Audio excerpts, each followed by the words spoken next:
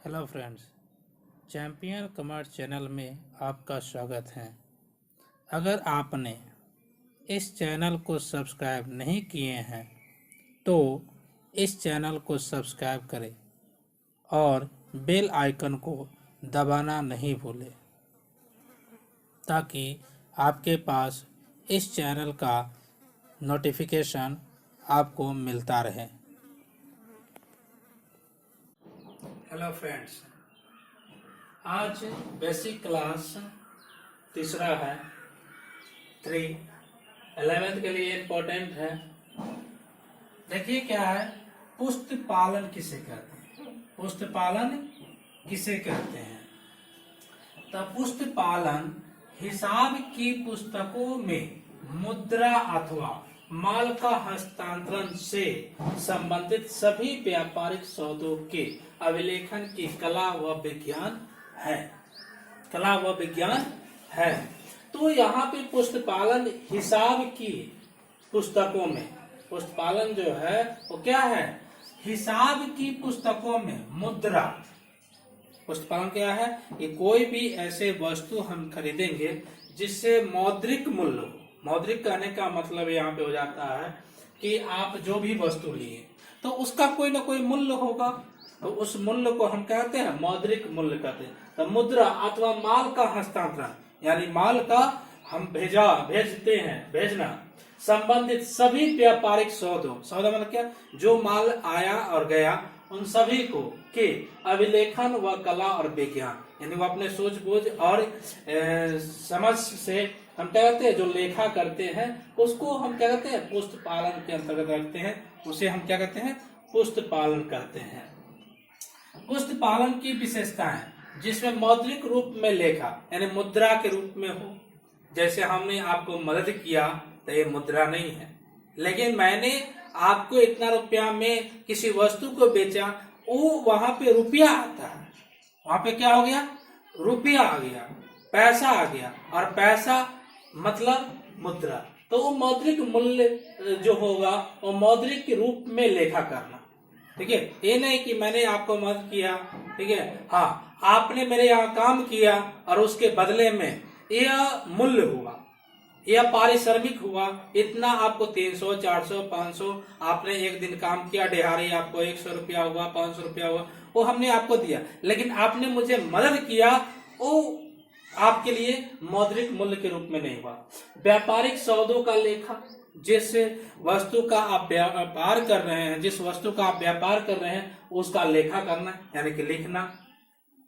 नियमानुसार एवं नियमित लेखा, यानी जो आप नियम अपना रहे हैं उस नियम को अपनाते ही रहना है, उस नियम को अलग नहीं रखना है। उस नियम को क्या करना है? अपनाते हैं। ऐसा नहीं कि आज हम इस नियम को पालन कर रहे हैं, कल दूसरे नियम को पालन करेंगे, तीसरे नियम को। इस तरह से आपका फाइनेंशियल स्टेटस क्या होगा? सही नहीं होगा। फाइनेंशियल जो आपका जब आप निकालिएगा फाइनेंशियल स्टेटमेंट, आप जो निकालिएगा वो आपका सही दर्शाएगा नहीं। इसीलिए आप जो नियम को आज पालन कर रहे हैं उसी नियम को हमेशा आप पालन कीजिए। सभी व्यापारियों द्वारा प्रयोग, और उसका प्रयोग जो है पुष्ट पालन का प्रयोग सभी व्यापारियों के द्वारा किया जाता है। निश्चित बहियों में लेखा, और जो जिस रूप में जिस बही के लिए वह लेखा है उसी बही में उस लेखे को करना है, उस लेन देन को उसी लेखा बही में ही करना है। इसीलिए उसको निश्चित बहियों में लेखा। उसके बाद छठा जो है 6 नंबर, वो आपका निश्चित उद्देश्य। आप जब व्यवसाय करते हैं तो आपका कुछ ना कुछ उद्देश्य होता है। हमने जब बेसिक क्लास फर्स्ट दिया था उसमें हमने कहा कि एक व्यवसाय हमेशा ये सोचता है लाभ कमाना, और उसका उद्देश्य होता है वही, उसका निश्चित उद्देश्य क्या होता है? लाभ कमाना। तो लाभ के बारे में जानकारी प्राप्त करना। तो जब तक हम उसके बारे में सब कुछ लिख कर नहीं रखेंगे तो हमारे इस उद्देश्य को पूरा कौन करेगा? यानी कि लाभ कमाना मेरा उद्देश्य है। क्या है? लाभ कमाना मेरा उद्देश्य है, और उस उद्देश्य को पूरा करने के लिए आपको मौद्रिक रूप में लेखा करना होगा, व्यापारिक सौदों का लेखा करना होगा, नियमानुसार नियम को पालन करना होगा, जो कि पुस्त पालन आपको सभी व्यापारियों के द्वारा प्रयोग किया जाता है, और निश्चित बहियों में लेखा करना होगा। पुस्त पालन के उद्देश्य क्या है? व्यापारिक लेन देनों का लेखा करना। आपके व्यापार में किस प्रकार से लेन देन हो रही है, किससे कितना लिए हैं, कितना दिए हैं, कौन सा माल कितना किस मूल्य पर आपने बेचा है, किस मूल्य में आप खरीदा है, इन सभी का लेखा करना। व्यापारिक प्रवृत्ति से अवगत कराना। व्यापारिक प्रवृत्ति यानी उसकी प्रवृत्ति कैसी है, ठीक है, किस स्थिति में है, उससे अवगत कराता है आपका पुस्त पालन। ठीक है। लाभ अथवा हानि के कारण ज्ञात करना, यानी कि लाभ और हानि किस कारण से हुआ है, लाभ क्यों हुआ है उसका कारण बताइए, हानि क्यों हुआ है उसका कारण बताइए। उस कारण को जानने के लिए आप क्या करते हैं? पुस्त पालन तैयार करते हैं। करों का सही अनुमान लगाना। आपके पास लाभ कितना हुआ और उस लाभ पर कितना कर होगा, ठीक है, यानी कर मतलब कहने का टैक्स, ठीक है, उस टैक्स का अनुमान लगाना। व्यापारिक माल संबंधी ज्ञान की प्राप्ति। व्यापारिक माल संबंधी ज्ञान की प्राप्ति, और व्यापारिक माल जो है उसके बारे में समझना कि हाँ उसका क्या है, उसके बारे में जानकारी प्राप्त करना, ज्ञान प्राप्त करना क्या होता है? पुस्त पालन का उद्देश्य होता है। व्यापारिक त्रुटियों का ज्ञान होना, यानी व्यापारिक त्रुटि मेरी क्या है, क्या गलतियां हुई है, उन सभी के बारे में जानकारी प्राप्त करना ही पुस्त पालन का उद्देश्य होता है।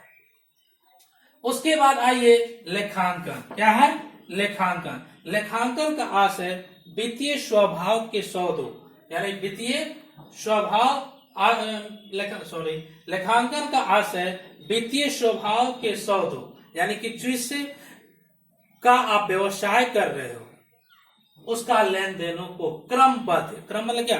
क्रम बाय क्रम, एक के बाद एक के बाद एक के बाद ऐसे के रूप में लेखाबद्ध यानी कि लिखना, करने तथा उनका वर्गीकरण करने, सारांश तैयार करने एवं उनको इस प्रकार प्रस्तुत करने से है जिससे उनका विश्लेषण व निर्वाचन हो सके, यानी उसके बारे में जानकारी प्राप्त कर सके। इस प्रकार से उसको सजा के लिखना है। क्या करना है? इस प्रकार से क्रमबद्ध रूप में लेखाबद्ध यानी रिकॉर्डिंग करना है, ठीक है। उसके बाद उनका वर्गीकरण यानी क्लासिफाई, समराइजिंग यानी सारांश में होता है समराइजिंग, एवं उनको इस प्रकार प्रस्तुत करना है जिससे उनका विश्लेषण किया जा सके, एनालिसिस किया जा सके एवं निर्वाचन इंटरप्रिटेशन हो सके। मतलब क्या? उसके बारे में हम जानकारी प्राप्त कर सके कि हमारे पास लाभ कितना हुआ, हानि कितना हुआ है, इन सभी का हम लेखा करके रखेंगे, तभी वो मुझे जानकारी प्राप्त हो सकता है। लेखांकन की विशेषताएं क्या है? लेन देनों का अभिलेखन करना। लेन देनों का क्या होगा? अभिलेखन करना। लेन देन जो भी होगा उसका लेखा करना। लेन देनों का मापन, उसके बारे में जानकारी प्राप्त करके उसको लिखेंगे, कितना का किस मूल्य पर है कि नहीं, इन सभी के बारे में जानकारी प्राप्त करके हम उसको लिखेंगे।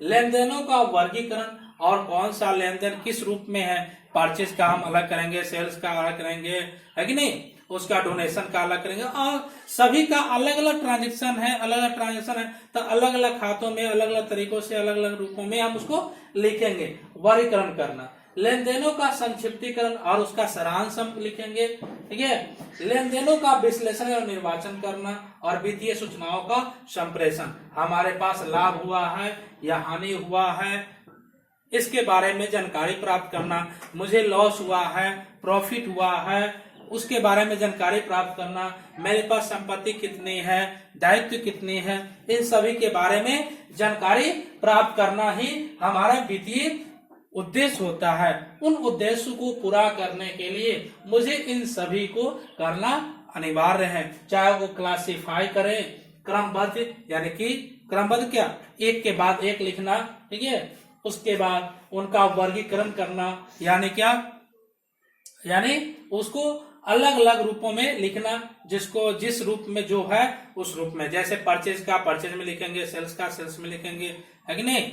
इन सभी का उसका सारांश लिखेंगे, ठीक है। यानी सभी का हिसाब करने के बाद जो बचेगा बैलेंस उसको हम लिखेंगे। उनको इस प्रकार प्रस्तुत करने से है जिससे उनका विश्लेषण व निर्वाचन हो सके और उसका एनालिसिस कर सके, उसके बारे में हम इंटरप्रिटेशन कर सके, उनके बारे में बता सके और उन सभी से जानकारी ये प्राप्त कर सके कि हमारे पास कितनी प्रॉफिट हुई है, कितने लॉस हुआ है, ठीक है। अब हम इसके बारे में तीसरा क्लास समाप्त हुआ और इसके बारे में फर्स्ट और सेकेंड बेसिक क्लास में यदि किसी प्रकार की समस्या होगी वो कमेंट बॉक्स में आप बताएं, ताकि हम अगले क्लास में हम उसको स्पष्ट रूप से आपको समझा सकें। Thank you.